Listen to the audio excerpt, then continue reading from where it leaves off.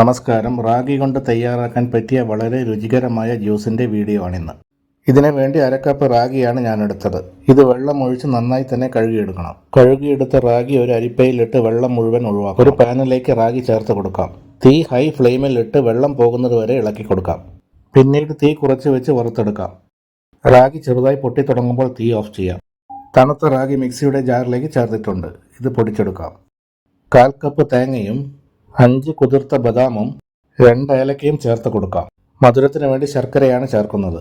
1/4 cup ശുദ്ധമായ ശർക്കരയാണ് ചേർക്കുന്നത്. ആദ്യം 1/2 കപ്പ് വെള്ളം ഒഴിച്ചു കൊടുക്കാം. ഇത് നന്നായി അടിച്ചെടുക്കണം. വീണ്ടും ഇതിലേക്ക് 1/2 കപ്പ് വെള്ളം കൂടി ചേർത്ത് കൊടുക്കാം. വീണ്ടും നന്നായി അരിച്ചെടുക്കാം. ബാക്കി വന്നത് വീണ്ടും മിക്സിയിലേക്ക് ചേർത്ത് 1/2 കപ്പ് വെള്ളം ഒഴിച്ച് അടിച്ചെടുക്കണം. ഇതും കൂടി അരിച്ചെടുക്കണം. നമ്മുടെ റാഗി ജ്യൂസ് റെഡി ആയിട്ടുണ്ട്.